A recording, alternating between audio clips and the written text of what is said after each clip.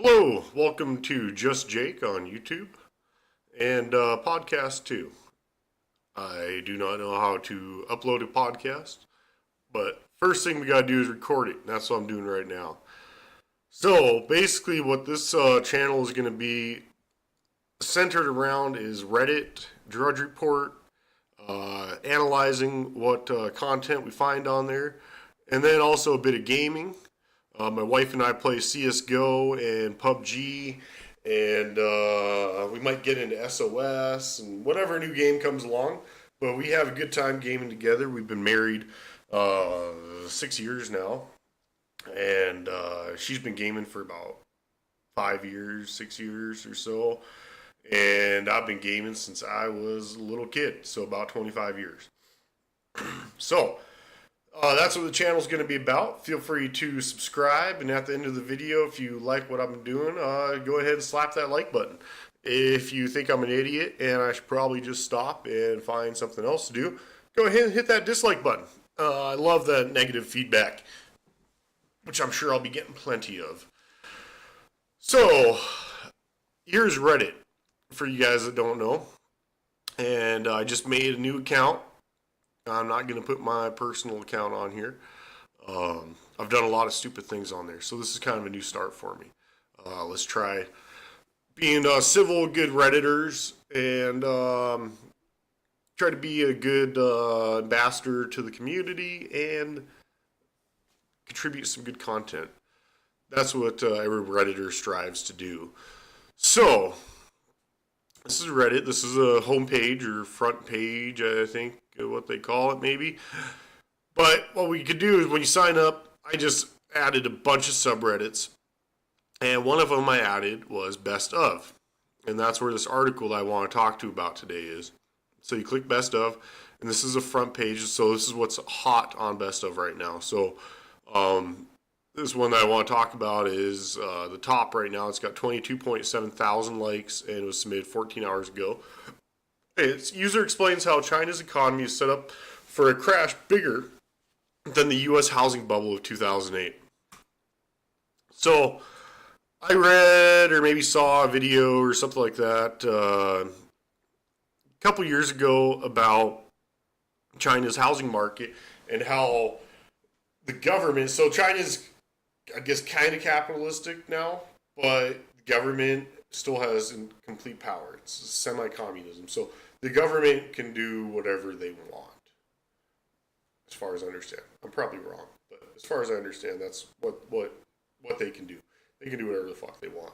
So the government would control the housing market, and I think summer, the housing market would start going up, and it would be going too fast, and they don't want prices to increase 30-40% every month. They want to have slow, steady, sustainable growth, not this huge bubble, and then it pops, and then it goes way down, and unsustainability. They want it to go yearly, just up a little bit every year and down, for a few months, then up again. And so what they do is they mess with the restrictions, the requirements to buying a new house. So they'd say, if this is your first home, you have to have 20% down. If this is your second home, you have to have 35% down. If it's your fourth home or third home, you have to have 50% down. Well, then if the market would get too hot, they'd say, okay, for your first home, you have to have, instead of 15, you have to have 20% down. And then as your second home, instead of having 35% down, you have to have 50% down. And if you want to buy a third home, then you can't borrow against it. You have to just buy that outright. And they might even say if you buy it outright, then you have to pay a tax on top of it. You have to pay a $5,000 third home luxury tax or something like that. So they can really slow down the market or speed up the market if the market's slowing down itself by removing these restrictions. So that's kind of what I knew going into this article. And so the top comment that started this was, but China bans George Orwell's Animal Farm as Jinping extends grip on power. So there's an article about that, and then someone commented to that article. It says it's not a new observation that China's economy is very likely a bit of a ruse, built largely on bad debt that is buried in an opaque banking and government bureaucracy. It's a situation similar to the lead up of the U.S. recession of 2008, but doused in gasoline. Ooh. So recent events are showing the cracks. This power grab, combined with a rather unprecedented government takeover of Anbang, a massive Chinese insurer, their government is beginning to shit the bed, trying to preemptively stabilize the house of cards.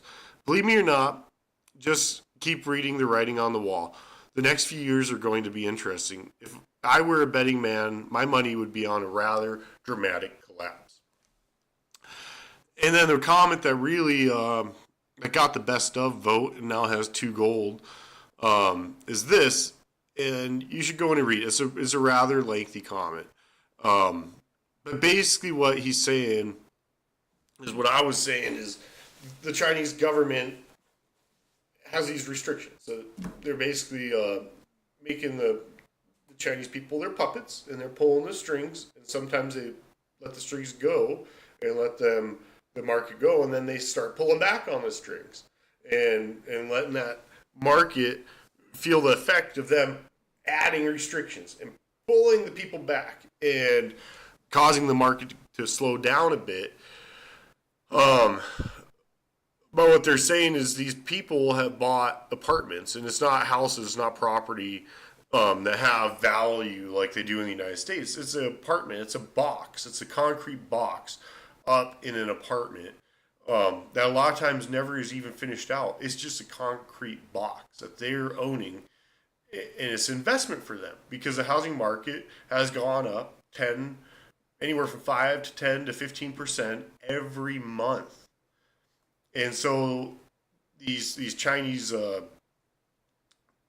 civilians, middle class and lower class, that are now getting into money because their economy's been growing, because they've been trading with the United States and the rest of the world, and now they have money, instead of investing into the stock market like the United States does, which I don't agree, or investing in actual real estate or precious metals or whatever. There's certain people buy antique guns or art or whatever it is. They're buying these apartments, and they're making these apartments that are just a concrete box in a building way up in the sky, and they're going for hundreds of thousands of dollars, when the actual value of this apartment with nothing in it in a building is maybe 10 grand. If you were to build another, if you were saying, okay, this apartment complex is let's say $10 million to build, and you get however many units out of it, what would it be? So 10 million, so that'd be 1,000 units. At $10,000 pop would be $10 million. So, okay, if you're charging $300,000 for that, and you want to sell it, am I going to buy it for that, or am I just going to get enough people together and build another apartment complex? So the value's not there, and eventually it's going to go down. What I see happening is entire apartment complexes, apartment buildings, enough of them default, then you don't have enough people paying in to the homeowners association or maintenance fees or whatever it may be, to keep the infrastructure of that apartment complex and keep people cleaning it up and keeping the pipes running and keeping the trash going out. And there's a certain amount of money that takes to keep a big apartment complex like that running. And if enough people start defaulting on their mortgage, they're not going to be paying that. And I could see these whole things going tits up. What does that mean for America? I don't know exactly. I mean, nobody knows. It hasn't happened. I think it's going to be scary to begin with. Let's say China, just within a few weeks, their entire economy comes down. Everybody's trying to pull money out of the banks. The banks shut down.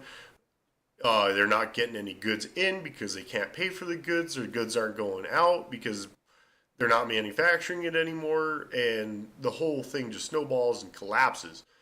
Uh, Now, it'd be scary for us because we get a lot of stuff from China, but people will fill that void, and I think the United States will fill that void itself.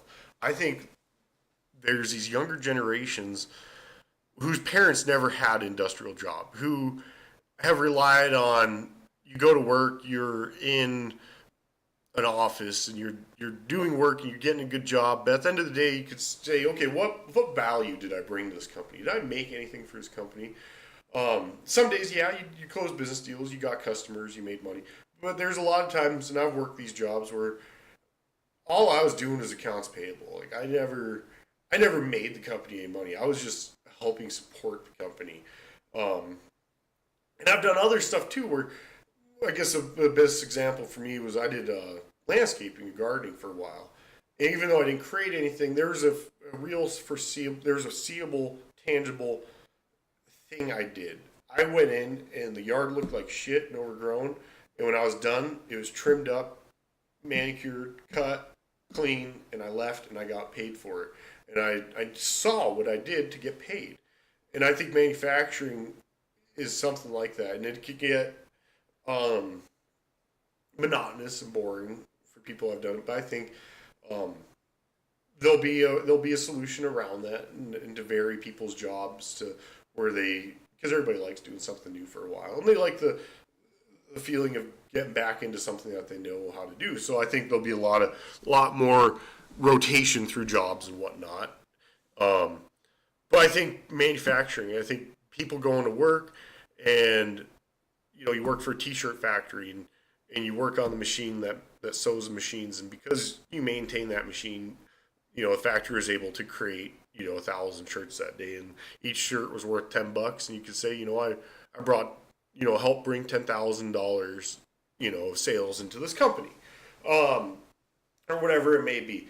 And I think I think there's enough people that need that sense of satisfaction, that gratitude, not gratitude, a sense of satisfaction, that the feeling of accomplishment. Ron Swanson on Parks and Rec, he's over at a party, and I think Anne has something broken in her bathroom, and they end up fixing it. And she said, "Well, what is that feeling?" He's like, "That's the sense of accomplishment. You accomplished something." And she says, "That feels good. Let's do some more." And they end up fixing the whole house. I think that right there, that scene, that episode of Ron Swanson showing Anne, really captures what could happen in America if, thank you, I think that really captures what could happen in America if we get back to our roots and making something. I think there's so many young people that will feel that sense of accomplishment of making something and hopefully get addicted to it. And I think that could really not save, this country doesn't need saving. Everybody says save the country. I think that could really boost this country up and take us to the next level. But anyway, that's my first podcast. Take it for what it is. I'll leave a link in the comments for this article. This is not article, it's a Reddit thread under the subreddit news, and I guess it's under the subreddit best of now too. I'll link it. It's a good read. It's just a guy. It's just a dude, Duke of Vermont. He's a dang Duke of Vermont, and now he's gold rich too.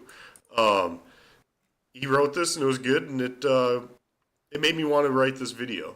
It made me want to make this video and bring this out there. Anyway, I'm JustJake. If you like the video, please like and subscribe. If you didn't like the video, please hit that dislike button and explain to me what I could be doing better in the comments. That's really the only way. I probably know a bit.